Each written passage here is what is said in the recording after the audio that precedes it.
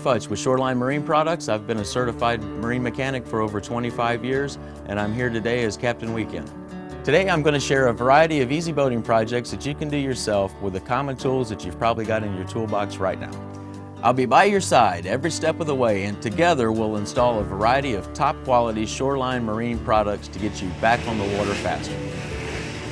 So let's get going. Grab your tools and I'll share my tips and tricks so you can easily install those new hot Shoreline accessory and replacement parts and be your own Captain Weekend.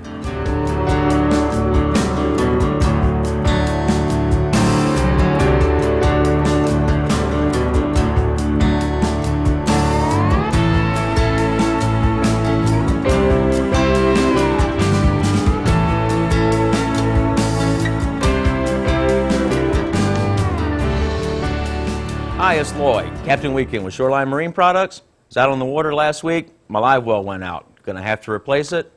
Not going to be a problem. 10-15 minutes, I'll be done with it. I chose the Shoreline Marine pump. Nice thing about this is I don't have to worry about buying a 90-degree or an inline pump. I can change any of the connections on it to however I want to. Pull the intake out, slide it into the side. It'll be a 90-degree. I can leave it where it's at, and it'll be an inline pump. Couple things you're going to need: crimper, electrical connectors. You can either buy a package that has a whole bunch of them in it, so you have some spares around. If you don't have a crimper, we've got the crimper already in a package that'll have a few connectors for you. Liquid electric tape to go over the connections if you need it.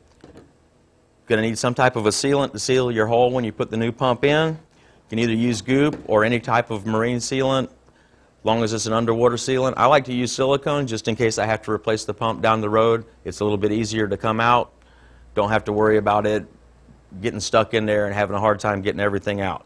Tools you're going to need: you're going to need a wire stripper, crimper dikes, flathead screwdriver or a nut driver to get your clamps off the hoses, and a crescent wrench to remove your old pump and put your new pump in. Might need, depending on how it's assembled, a Phillips bit on a drill gun or a Phillips screwdriver. Also a heat gun in case you're using heat shrink butt connectors. First thing we want to make sure we do when we're starting to remove the old pump: disconnect the battery. That way we have no power back here at the back. Don't have to worry about shorting anything out when we start cutting wires. You want to get your wires out of the way.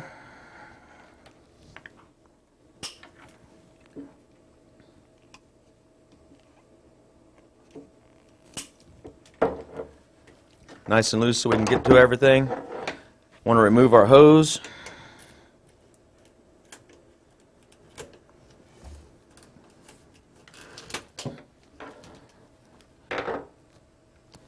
Go ahead and cut our wires.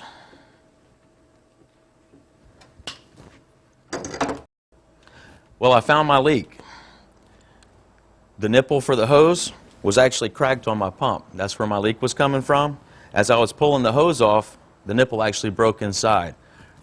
Need a couple more tools to help rectify this.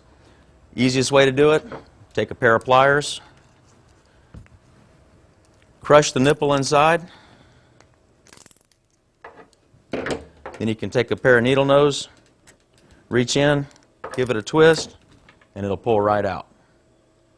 On my assembly, we've got a scoop on the back. It's a low water pickup. With boats that have the Livewell pumps coming straight out of the back, when you're actually up on plane, they won't pick up because there's no water on the back. I've actually installed a little scoop on there to help that out. A lot of them have just screens on the back. You'll have to remove this or the screen to get to it. On this assembly, it's really easy to do. It's got 4 Phillips head screws.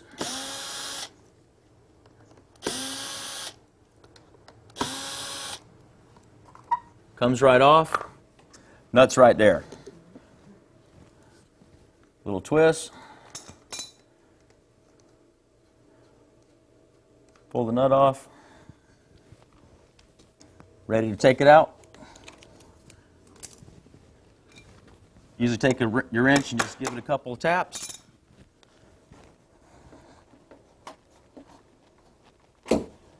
And your pump's out, ready to go. All right, got our old pump out. Have to set our new pump up. You can see this is a 90-degree pump and our outlet is coming out of the side, so we'll have to adjust our new pump to match the old pump. Real simple to do. Unscrew your threaded portion that goes through your transom. Unscrew the plug. Screw it into the bottom, make sure it's good and tight. Take your inlet, screw it back in. Make sure it's good and tight. You're going to use this nut on the outside of the transom. The rubber washer goes on the inside of the transom. Okay, back the nut all the way off. And as you can tell, our outlet and our inlet are on the same side. Won't be able to put it in and get our hose to it, so we're going to have to adjust our outlet now. Real simple to do. 4 Phillips head screws, pull them out, slide your base around to the direction you want it set up in, put the screws back in, you'll be ready to go.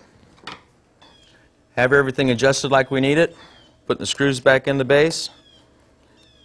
Little tip on this, since you've got stainless steel screws going into a plastic base, if you take your screws and turn them backwards a little bit, you'll feel the screw actually click into the threads that are already in the base, and it'll screw right in. You won't be cross-threading anything, won't be stripping the plastic out, so your screws won't hold, won't develop any leaks.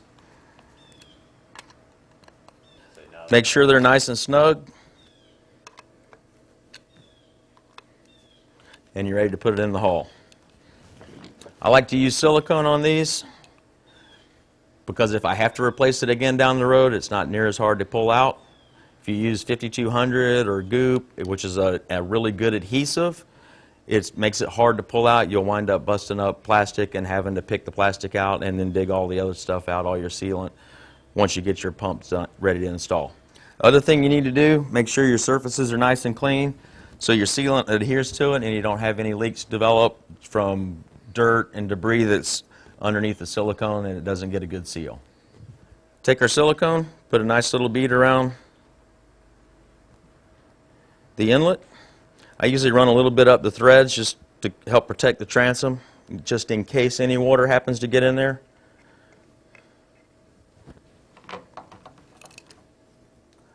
Slide it in. Put a little bit of silicone around the outside here.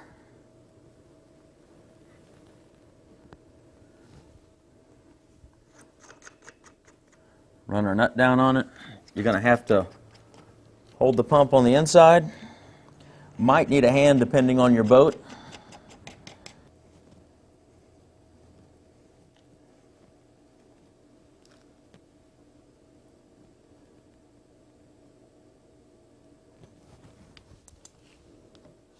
Take your wrenches.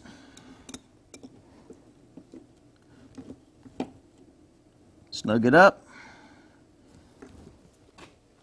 And then depending on if you have the scoop or a screen, if you have the scoop you can cut it off pretty close, or if you leave it open you can cut this off pretty close. Otherwise, if you have a screen, you need to leave about a ½ inch of thread so that you can thread your screen on. You're ready to go to the wiring and hook your hose up and get back to fishing. Quick little tip on your cleanup. All of your silicone that's run out on the outside, if you take a damp rag, wipe around it, cleans everything up nice and neat, gives it a nice professional finish on the end of it. Okay, now we're ready to hook our hose back up, hook our wires up. Really simple. Be a red or brown wire that'll go to your brown wire from your old pump. Black wire goes to black for your ground. Normally on the boats they have a brown wire running to your pumps. Hopefully yours is that way. Just keep track of when you cut the wires off, of which wire went where. The black wire is always ground. Colored wire is going to be switched positive off your console switches.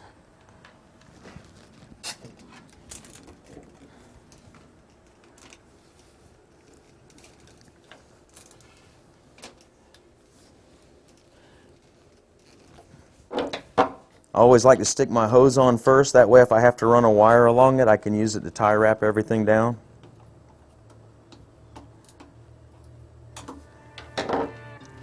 Then I can take my wires, use my heat shrink bunk connectors with liquid electric tape over them, make sure we have a good sealed connection on there, help reduce the corrosion down the road.